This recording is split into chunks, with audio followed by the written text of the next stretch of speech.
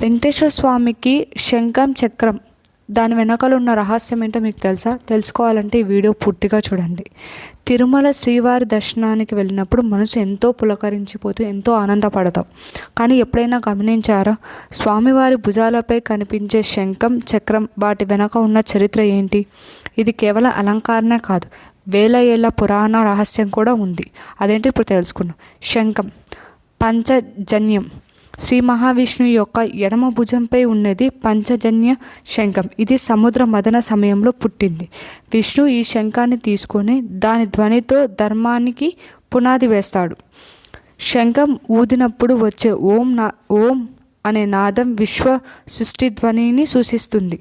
తిరుమలలో స్వామి ఈ శంఖాన్ని చేతితో కాకుండా భుజంపై ఉంచి భక్తులకు శాంతి మంగళాన్ని అందిస్తానని సంకేతం. చక్రం సుదర్శన చక్రం అంటారు. కుడి భుజంపై సుదర్శన చక్రం. ఈ చక్రం శివుడు వరంగా విష్ణువుకు లభించింది. సుదర్శనం అనేది దేవశక్తి ఈ రూపంలో ఉంటుంది. ఇది అజ్ఞానాన్ని అధర్మాన్ని నశింపజేయడానికి జ్ఞానశక్తిగా పనిచేస్తుంది. భక్తులకి రక్షించడానికి తిరుమలలో శాశ్వత భుజంపై నివాసం ఉంటుంది.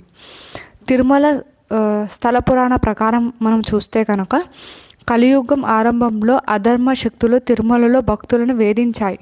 అప్పటికి స్వామివారు చక్రం పంపి దుష్టులను సంహరించాడు. తర్వాత చక్రము శంఖము రెండు స్వామి వద్దనే వచ్చి భుజంపై శాశ్వత స్థానం పొందాయి.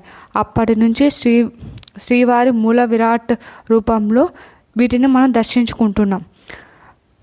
మన శాస్త్రం రహస్యం ఏంటి అంటే, సాధారణంగా విష్ణు విగ్రహానికి శంఖం చక్రం చేతితో ఉంటాయి. కానీ తిరుమలలో మాత్రం యోగ శ్రీనివాసు రూపంలో.